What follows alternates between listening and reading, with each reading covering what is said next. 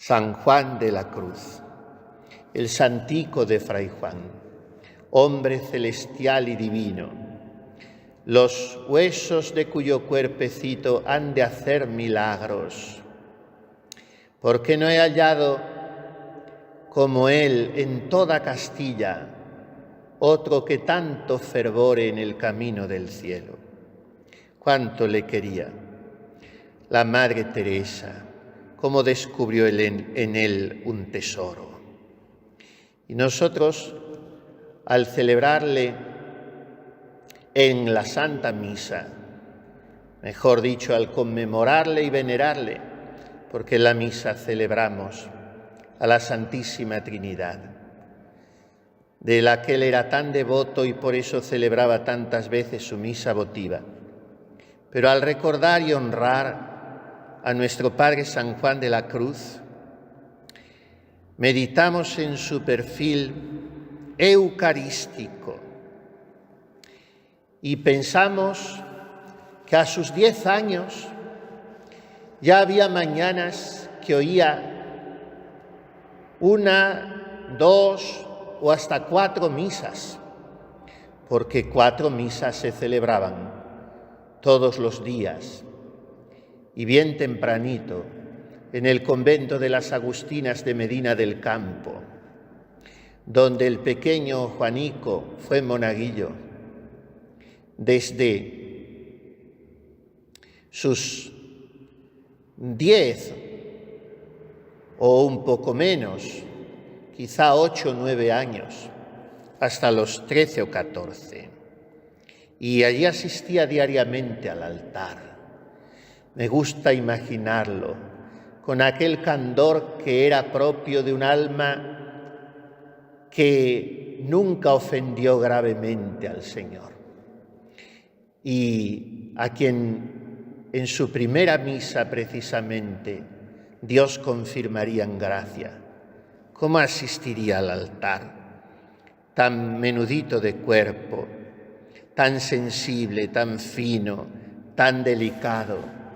Seguramente aquellos años, 4 o 5, de joven acólito, de ángel del altar, marcarían su relación siempre profundamente eucarística con el Señor. Y seguramente profundizando en este misterio adorable que requiere tanta fe, al pie del altar, mirando la blanca hostia, mientras alzaba la casulla del sacerdote y tocaba la campanilla, aquel pequeñuelo diría ya entonces: ¿a dónde te escondiste, amado? Lo mismo que lo diría al doblar la rodilla tantas veces como hay que hacer al ayudar a la misa de todos los siglos y todos los santos. Así que este acostumbramiento matutino, con su correspondiente y sacrificado madrugón, forjó el alma de Juan, como tendría que forjar el alma de toda contemplativa, el levantarse muy de mañana venciendo el sueño y el cansancio para venir al pie de los altares del Señor de los ejércitos, al tabernáculo y al santo sacrificio. Así empezó Juan junto al altar, el que no se separaría nunca del altar. Y después de la iglesia de las Agustinas de Medina vino la de los Carmelitas, la de Santa Ana. Y combinando sus estudios con los jesuitas, acudía también al Hospital de las Bubas, y en todos esos sitios visitaría tantas veces al Santísimo Sacramento, hasta que se decide, ya con más de 20 años, cumplidos los 21, a entrar en la Orden de la Virgen. Y del noviciado nos cuentan que le era particular consuelo ayudar a misa aunque gastase toda la mañana en esto, sintiendo con este ejercicio no cansancio, sino nuevo aliento. Y del noviciado de Medina a Salamanca, al Colegio de San Andrés. Allí, a sus 20 y tantos años ya, estudiando teología, en una celda que no era gran cosa, tenía una tronera en el techo para recibir un poco de luz, pero para él aquella celda era un tesoro, porque tenía un ventanuco que daba sobre la iglesia justo a la altura del sagrario, y muchos testigos declararán que Fray Juan de Santo Matías pasaba allí largas horas por la noche antes de retirarse a descansar. Oh noche, que juntaste amado con amada, amada en el amado transformada. Aquellas noches, amables más que la alborada, eran para Juan una escuela eucarística, como debe serlo para la Carmelita ese tiempo nocturno, antes o después de maitines, durante el cual no se trabaja, por supuesto no se habla, se está en la celda que también es un sagrario, con el rostro vuelto a la iglesia, se viene al coro a reparar por los pecados de los hombres y a adorar al Dios Trinidad ante el tabernáculo. Y acabados los maitines según quería la Santa Madre, se gasta todavía un cuarto de hora en oración para examinar la conciencia, dar gracias por el día transcurrido, todo esto ante el sagrario. Por eso la Carmelita es la Virgen prudente que velando en la noche está cada día llenando su lámpara con el aceite de sus amores eucarísticos que la identifican con la víctima inmolada en el sacrificio y en el tabernáculo.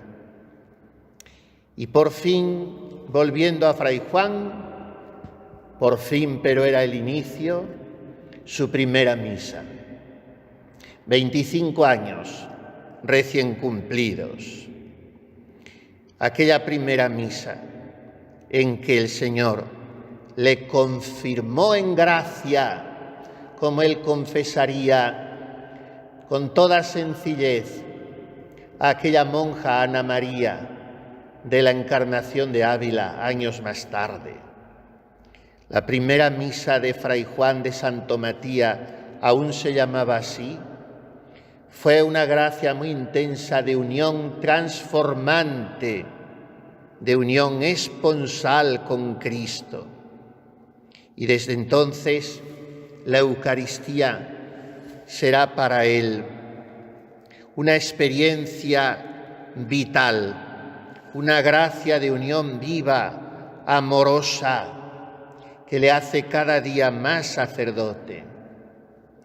Y por entonces el encuentro con la ya célebre cincuentona Madre Teresa de Jesús, que le desvía el camino y le disuade de ir a la Cartuja para que sea uno de los 2 frailes con los que empezará la Reforma. Y allá se va Fray Juan, desde ahora Fray Juan de la Cruz, al portalico de Belén, de aquella alquería perdida, en la moraña abulense. Duruelo, qué monasterio, qué pequeño, qué pobre. Era un sagrario, no solo por lo estrecho y reducido, sino porque la escasa media docena de estancias que tenía miraban todas a la iglesuca y por tanto al tabernáculo. Era un granero, un pajar, por eso evocaba tanto el hospicio de Belén. Lo habían trazado Teresa y el propio Fray Juan, y por eso era tan pobre. El portalico del granero era una minúscula iglesia con el Santísimo. En el piso de arriba, un coro abierto a esa iglesia y, según caían las dos aguas del tejado, como dos ermiticas donde aquellos primeros descalzos, Fray Antonio de Jesús Heredia y Fray Juan de la Cruz, no podían estar más que sentados o de rodillas sobre un poco de heno. También allí pasará Fray Juan largas horas ante el sagrario. Y después vienen sus andanzas y correrías por toda España y sus 9 meses de cárcel toledana, allí sin poder celebrar la Santa Misa.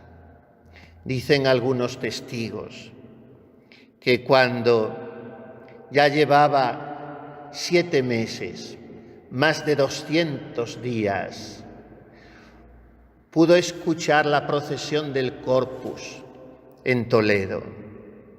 Y desde aquella celda, que era en realidad el retrete del salón de los visitantes ilustres del convento, a Fray Juan se le partía el alma porque no podía ni siquiera mirar la hostia santa, mientras recitaba en su interior: «Qué bien sé yo la fonte que mana y corre, aunque es de noche.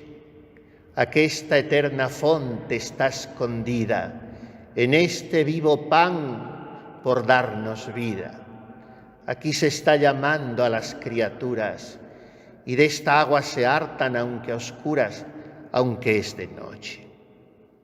Siempre, siempre el amor a la Eucaristía.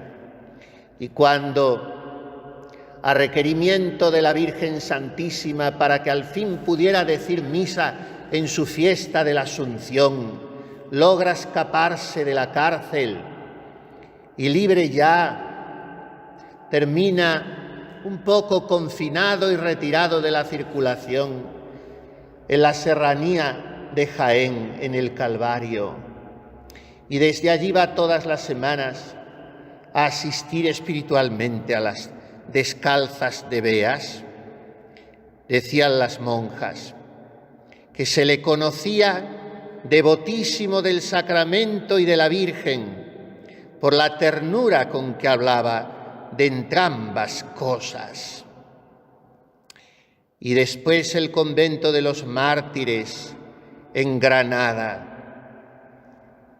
donde los novicios veían muchas veces al prior, que después de haber dado un pequeño paseo por la huerta, entraba en la iglesia y con la candidez de un niño se acercaba al altar y dejaba sobre él una rosa o un ramito de flores. Siempre la Eucaristía. Y por fin, aquella noche del 13 de diciembre de 1591, se va a cantar maitines al cielo, después de que las calenturillas de la pierna, era una erisipela, se hubiesen convertido en una enfermedad mortal. Y viendo los frailes que está para morirse aquel que había sido tan pequeño, sin embargo, piedra fundamental de la orden, puesta por la madre fundadora, empiezan a recitarle salmos.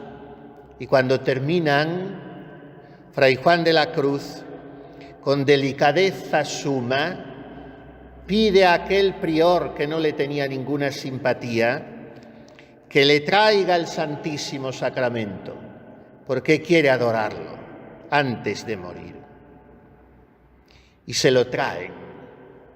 Seguramente, como era entonces la costumbre, en el copón.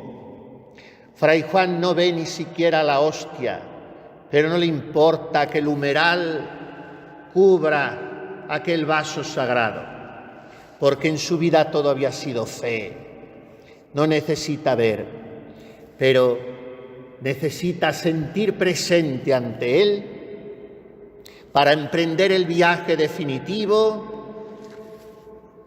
la fuerza de la Eucaristía, el viático para el camino.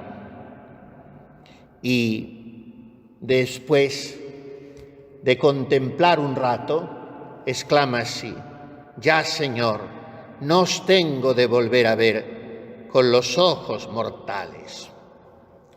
Y tras escuchar, paladeándolos con dulzura inenarrable, unos cuantos versículos del Cantar de los Cantares y exclamar: «¡Qué hermosas margaritas!», se duerme en el Señor. Pero después de haberle contemplado y adorado en el sacramento eucarístico, su consuelo y su amor, este es el Fray Juan de la Cruz, el Fray Juan de Jesús Hostia, el Fray Juan de la Eucaristía, el Fray Juan de la fe, que sabe bien la fonte que emana y corre, aunque es de noche, y que en medio de esta noche oscura, en medio de las nadas, en medio de la renuncia a los gustos y sabores, se aposenta en el único suelo inamovible, en la única certeza incombustible, en la Eucaristía. Su claridad nunca es escurecida y sé que toda luz de ella es venida, aunque es de noche. Aquesta viva fuente que deseo, en este pan de vida yo la veo, aunque es de noche. Queridas hermanas, eucaristicémonos. Sin ello, nuestra vida consagrada no tiene sentido. ¿Dónde falla nuestra consagración? En la falta de fe. ¿De dónde proceden todas nuestras tonterías? De la carencia de fe. ¿Por qué se levantan en nuestro interior y se expresan hacia afuera tantas complicaciones? Porque escasea nuestra fe. Cuando hay fe, todo se mira desde Dios, todo se enfoca sub specie eternitatis, todo se contempla desde el prisma del cielo. Necesitamos fe. Si no, nuestra vida es un discurrir insensato, rutinario, atolondrado, tristón. ¿Y qué es lo que nos aumenta la fe? La devoción eucarística. Porque visus tactus gustus in te fallitur. En la Eucaristía nuestra sensibilidad no tiene asideros ninguno. En la Eucaristía nos encontramos solos con Él solo. La Eucaristía es lo que nos hace apoyarnos de manera exclusiva en la palabra de Jesús, que no puede fallar, mientras que fallan las criaturas y los proyectos y el futuro, y mientras todo va pasando. Pero la Eucaristía intensifica, fundamenta en nuestra alma, robusteciéndola cada día más, la fe. Queridas hermanas, que nuestras misas, nuestras comuniones, nuestras horas de sagrario, son tantas al día las que pasan en el coro, las vayan cada vez más eucaristizando, que es tanto como decir cristificando, que es tanto como decir endiosando. quiera hoy hacernos esta gracia en su fiesta, el Santico de Fray Juan, nuestro Padre San Juan de la Cruz, el Hijo querido de la Virgen de la Capa Blanca, a la que sirvió siempre con tanto amor. Que María, mujer eucarística, y Juan de la Cruz, el hombre de la Eucaristía, nos enamoren cada día más de Jesús sacramentado. Así sea.